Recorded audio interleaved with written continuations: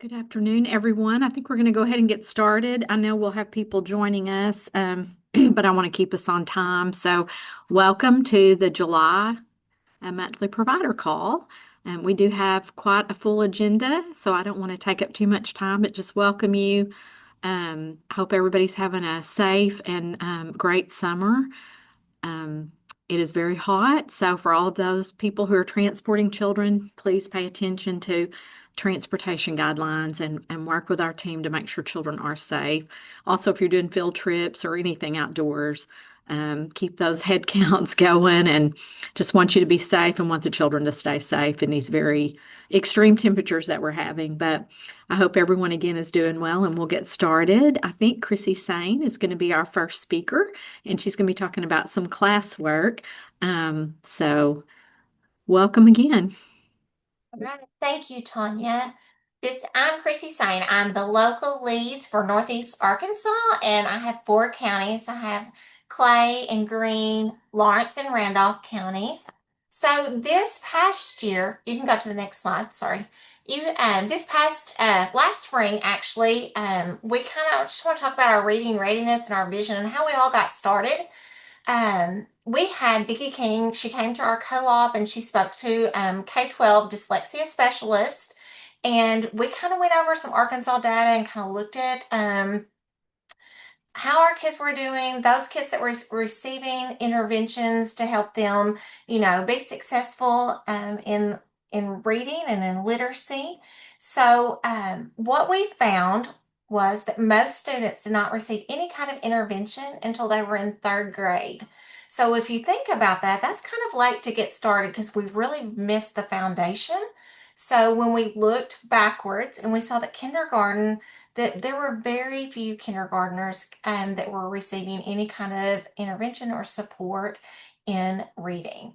So we automatically thought, hey, early intervention is critical.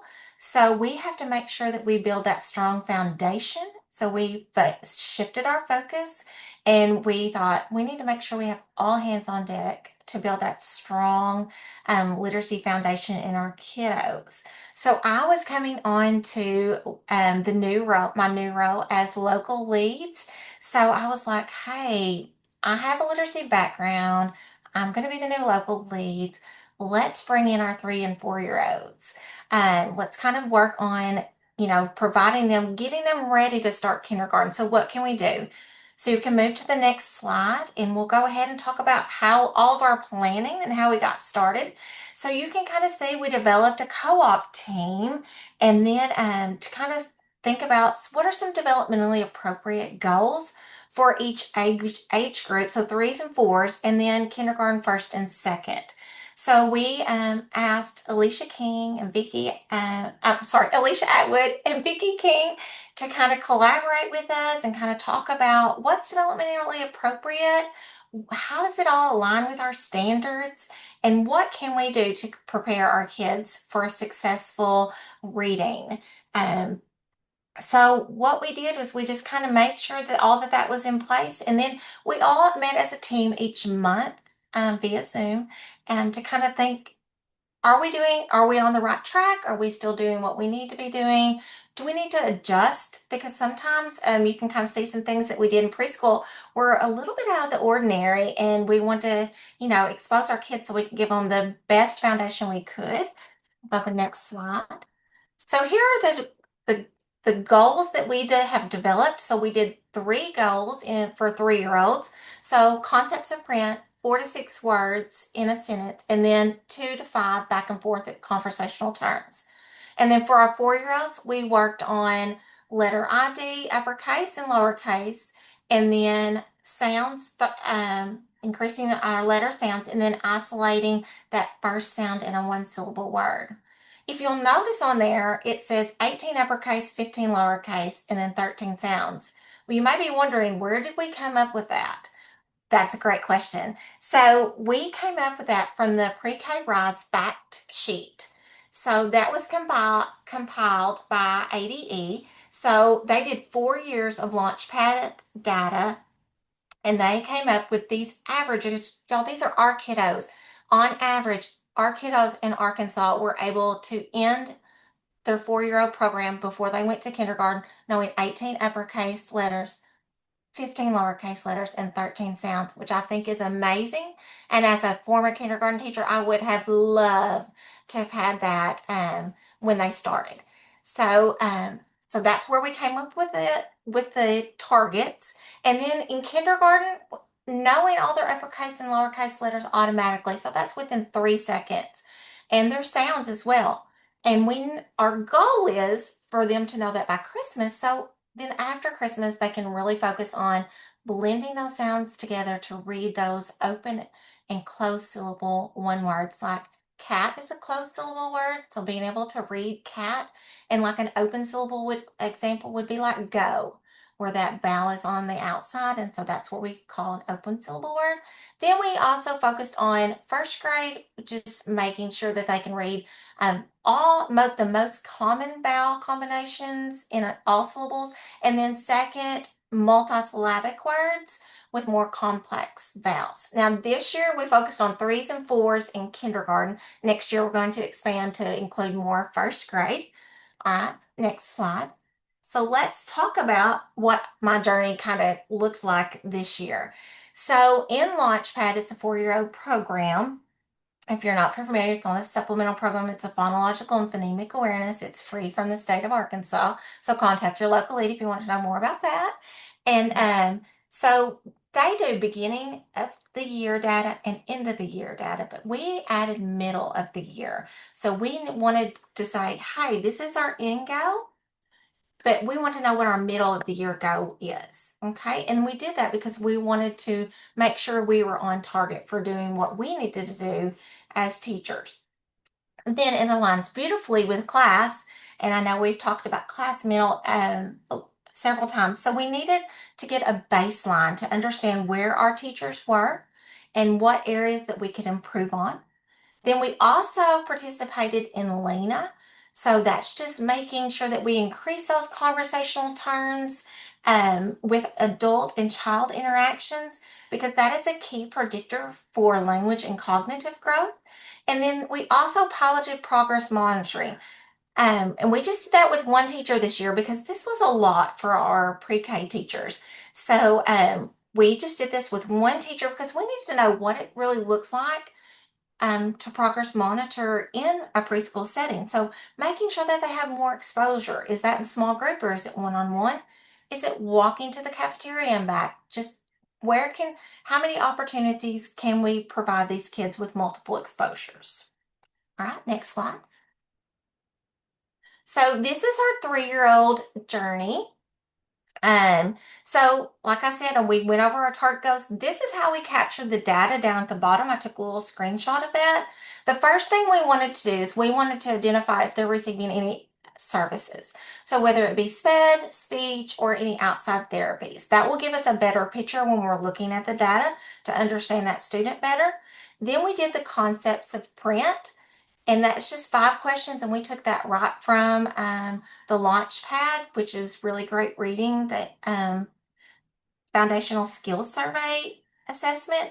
And this was able, if you can, I know it's really small, but you can kind of tell at the beginning of the year, the 4th question, we didn't have any participants, or any students that knew that skill, which is concept of word.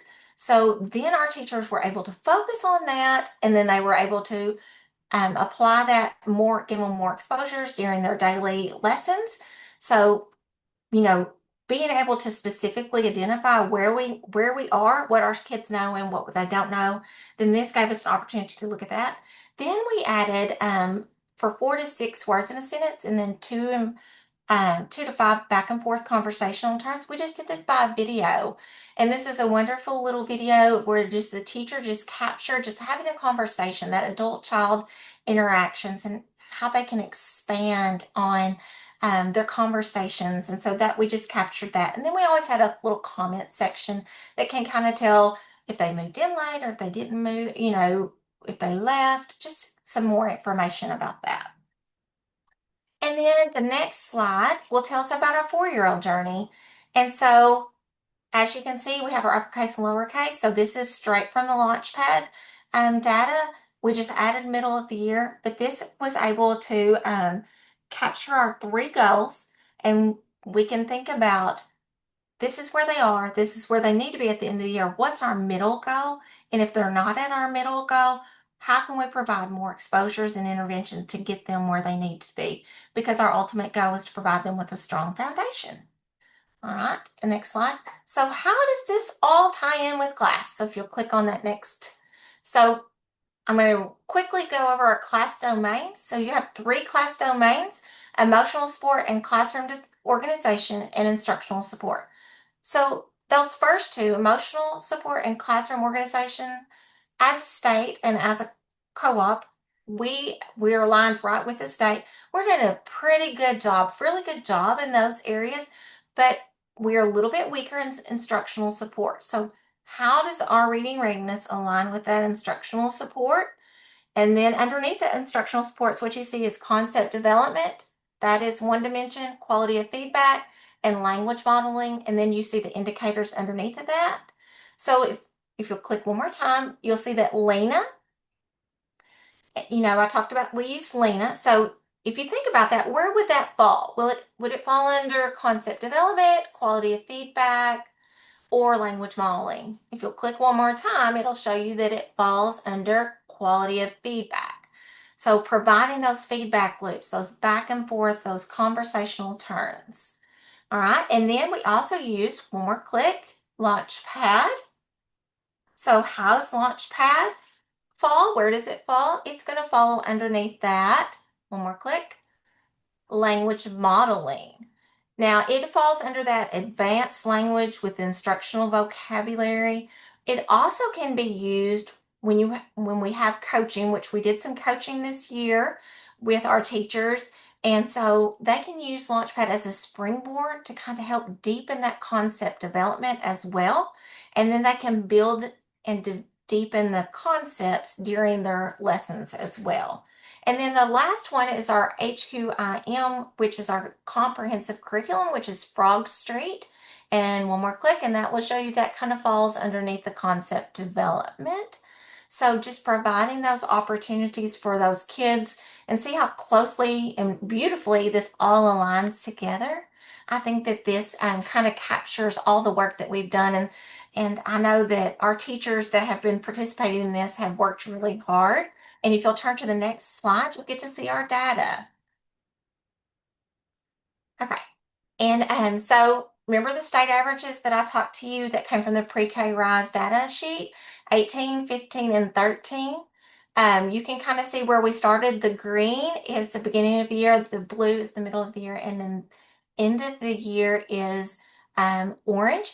So our goal for uppercase was 18. We exceeded that by 1 point. We had 19. And then lowercase letters, we had 17, so we exceeded that by 2. And then I just found this typo this morning as I was reviewing, and I want to make sure we get all the credit we need. Letter sounds, our goal was 13, but we exceeded it by 3, and it's actually supposed to be 16. You can kind of tell in the bar graph I typed in the wrong number.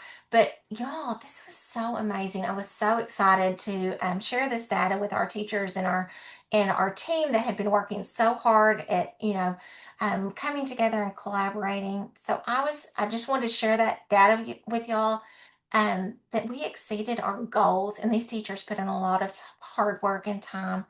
And so, and then if you'll look at the next slide, so what am I going to do next year? What are we going to do next year? Of course, we're going to continue doing everything that we did this past year, but we're going to progress monitor with all of our classrooms and not just one. Not that we've kind of piloted that. We figured out what kind of works and what kind of doesn't work, and we can go. One thing I do want to talk about on this slide is one valuable piece of information that we just heard great feedback. We were able to meet the pre-K teachers plus the director, the ABC director, and myself, the administration, and we had sat down with kindergarten teacher and pre-K teachers, and we were able to go over this data and provide them with this data. And they had no idea, kindergarten teachers and in the K world, did not have any idea that we did all this amazing work. And so we were able just to hand this to them, and we were able to, say, hey, we've done all this work. And we were also able, I just want to share just a quick short story. We were also able to identify those kiddos that weren't making progress. And so, and then we were able to say, you know, they've been in this program for 3 years, or they've only been in this program for 1 year. This is where they are, and they are going to need more support, more interventions when they start kindergarten. And, they're going to need tier two and possibly tier three. Some of them we have already identified they're going to need all hands on deck when they go to kindergarten. And, this was valuable, valuable information. And not only for our teachers, but for those kiddos as well, because we don't want to leave anybody behind. We want to bridge that gap between pre-K and kindergarten so they know where we're coming.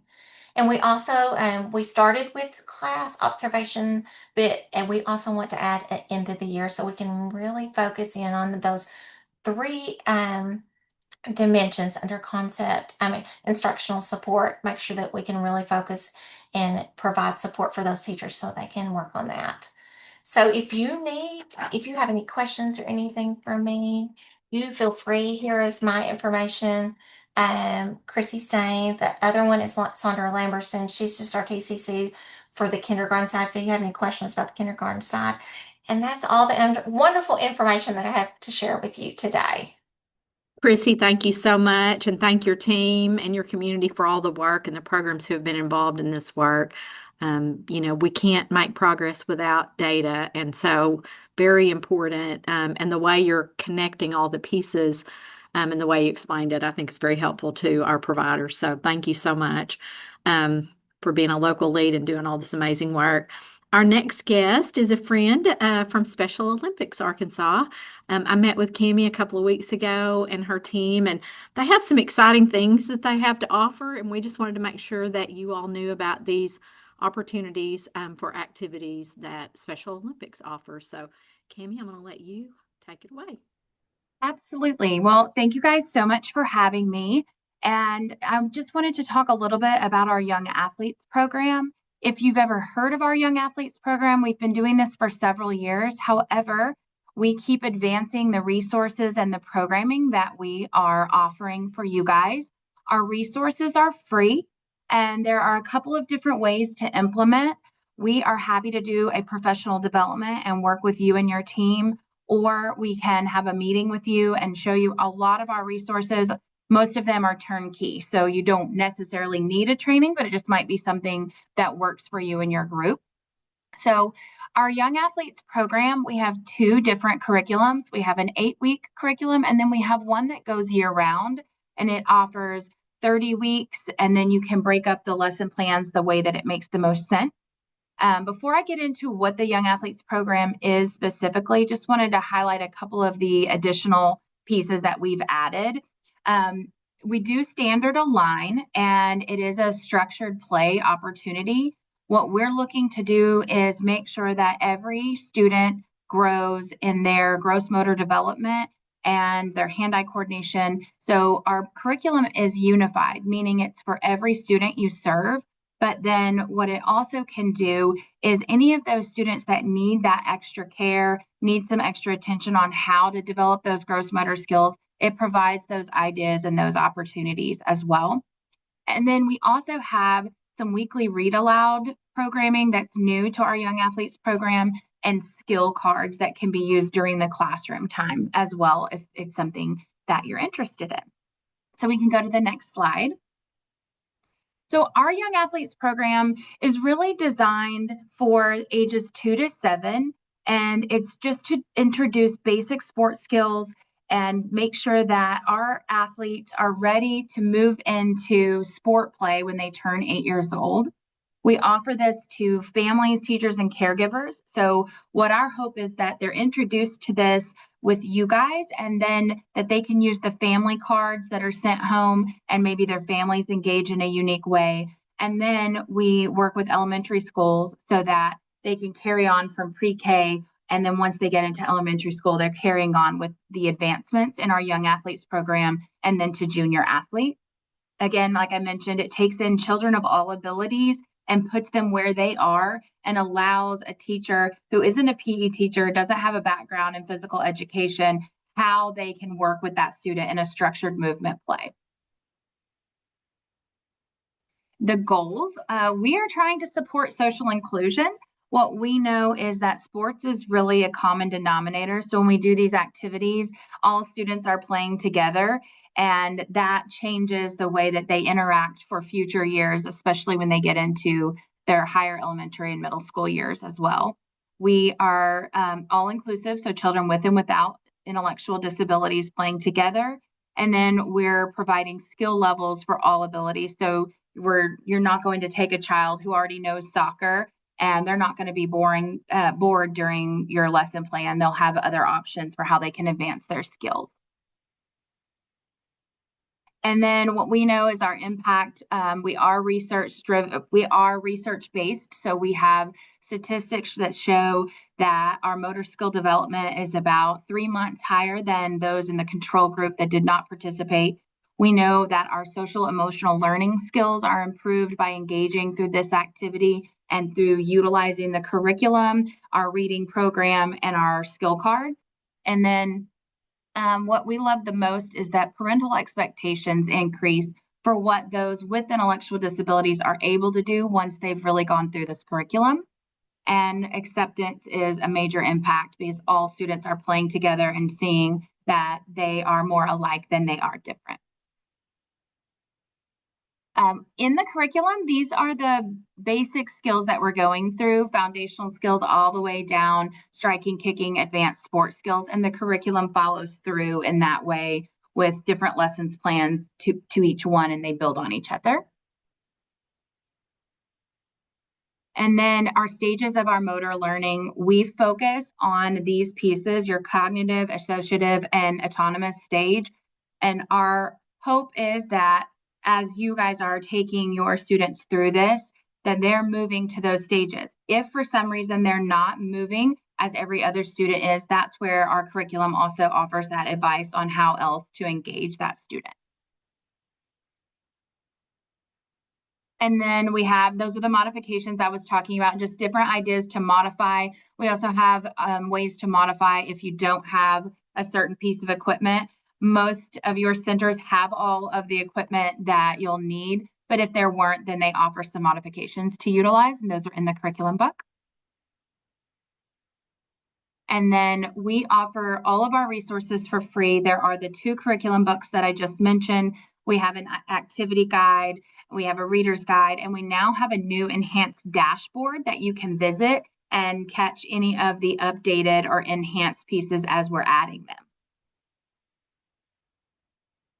That's just an overview of, usually runs from introduction to young athletes activities, and then more resources. If there were other pieces that you wanted to add on to, we have some healthy activities and things like that that are outside of the curriculum.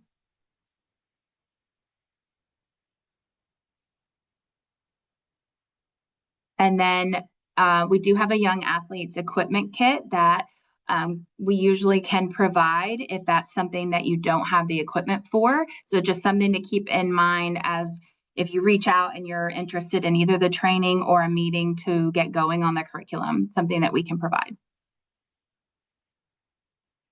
And then just some ideas that we incorporate physical activity and health and fitness. We have what we call healthy play, and they're just ways to get students engaging in healthy thinking, different than maybe a sit-down classroom lesson plan. And those are built just like this into the curriculum from the next slide. And they just give suggestions for how educators can put in the healthy play activities. And I just wanted to give a summary of our Young Athletes program, if you've heard of it before, to let you know that we have new additional pieces that could be exciting and that we would love to sit down with you and talk about how that works in your program, what that works for you. My email address, I dropped it in the chat. And you are welcome to reach out. Let us know that you're interested. We do have a few staff members that work solely with young athletes, so they would love to talk with you guys and get you engaged in using young athletes. Cami, thank you so much for sharing this incredible resource. I did see a question or two. I think someone asked if it was available, and it is available to all programs.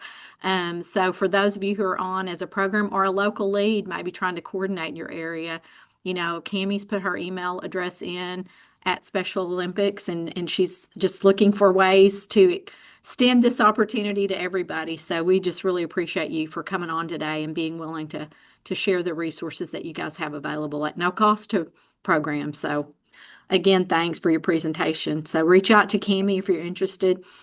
Jennifer Douglas on the Office of Early Childhood team is going to, I think, wrap us up and talk a little bit about where we are with the curriculum review that started earlier this year. Thanks, Tanya. If you guys want to go to thank you. So we are in the window for reviewing HQIM. And just as a reminder, this is the definition. It's kind of the new buzzword for curriculum, just making sure it's high quality. I'm going to go to the next slide. So we have a rubric that we will be using as we review curriculum. And you guys know that the list for approved curriculum has been updated. We have an interim list, but these are some of the things that we will be looking at. And the next slide is probably the most important. This has a hyperlink to the curriculum review request form, and you guys can see the window for you to request for us to review a curriculum is July 14th through the 18th. And we have a team here of probably, I would say, 10 to 15 people, not just ADE, Office of Early Childhood staff, but people from the field as well, and some local leads. And as those requests come in, we will, after that window closes, we will be reviewing those curriculums. So if you have a curriculum specific that you would like to be reviewed that is not currently on that interim list, this form will be where this hyperlink will be where you can find the form to submit that request. And then I went ahead and linked the interim list as well, so that if you want to refresh yourselves on what curriculum is on the interim list, you can see it there as well. And I just want to make sure if there's any questions, the links are not working. I think Alicia's on this call. Alicia, would you care to paste those in the chat? I don't mind at all. And then it's also on the DESE website. If you go to offices and early Oh, what's this childhood, appointment? and then You have an under appointment in August? early childhood, content and development and curriculum, you can find those there as well. But yes, I'll paste that all into the chat. Thanks, Alicia. Thanks, Jennifer, so welcome. much. I don't know if anybody has questions about the curriculum. And just as a reminder, there's interim list on the OEC website. What we're asking you as providers to do is, if you have a curriculum that you're using that is not on the list, that you want to make sure is on the list, we're asking for you to submit it through this curriculum review request process.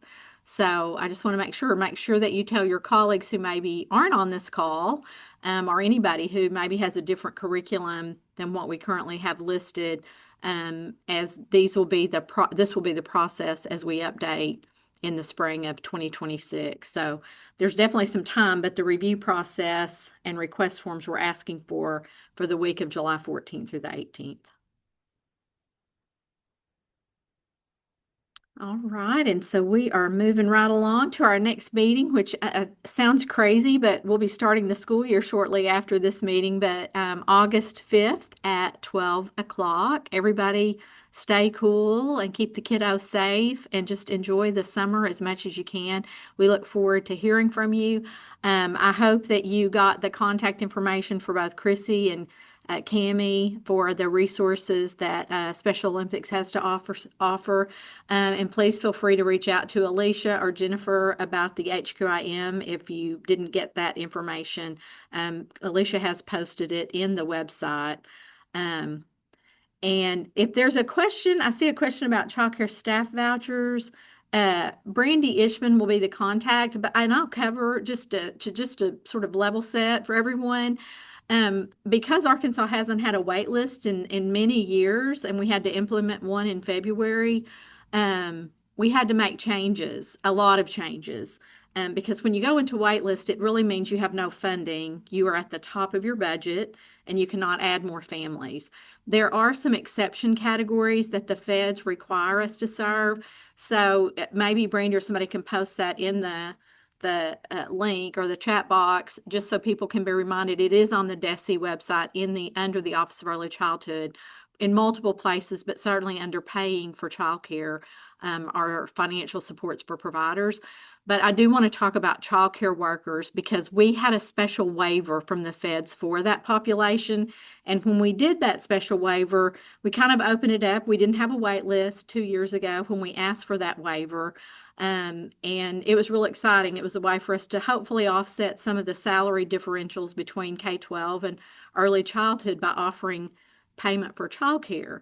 As we came forward and had to put the wait list in place, I want you to think about this for a minute.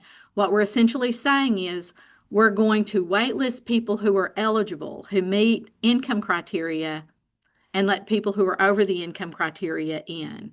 And the feds don't necessarily like that. So we kept the waiver, but the compromise in keeping the waiver is to make some adjustments. So we had to put an income requirement that wasn't there initially. So we changed that. You can still be above the 85% that's federally required, but only up to 100% of the state median income. So I know that's hard, and I know that's really been difficult for providers. We've allowed all the people that were eligible last year to go generally for 12 months, but it is something that was required once that wait list went into place on February 15th. So as we go forward, we're monitoring, but I will tell you right now, we continue to be at the high end. We are not seeing very many families drop off, and we will not be able to add families. That wait list could be in place for an indefinite period of time. I hate to say months or even years, but for those of you who have been around for a while, you will remember that we used to have a wait list and it lasted for a very, very long time. But it has to do with the amount of funding, and there's been no increase. Yet we changed the criteria, which opens the door, which is a good problem to have. It's also good data to have to show people who maybe can help with funding, like there's a big need. There is a huge need for early care and education in our state. So please understand, we hate saying no. We want to serve everyone. We want to serve all of your coworkers. But we had to make adjustments based on the waiting list and the implementation of that in February. So just want to cover that for everyone. But Brandy Ishman is our contact on that. She and her team, Teresa Cooper and others, can help if you have a specific question. But just wanted to cover that for everyone. And we really do thank you. I see they've dropped the exception populations in the chat box so that you can look at that. And please use the website, and please reach out to Teresa Cooper or Brandy Ishman. They'll help guide you to any information that you may need. And again, just want to thank everyone. Thank you for my team who continues to do amazing things. Thank you to the local leads. I see several on this call. And thank you to our provider community who continues to serve children every day through all the hard stuff, including the tough decisions that have to be made. We really appreciate everyone. Stay safe for the rest of summer. Stay cool. Keep the kids safe. And just enjoy as much as you can the rest of the lack of school year before it's on us very quickly. When we meet again in August, we'll be starting school. So good luck, everybody, and thanks again.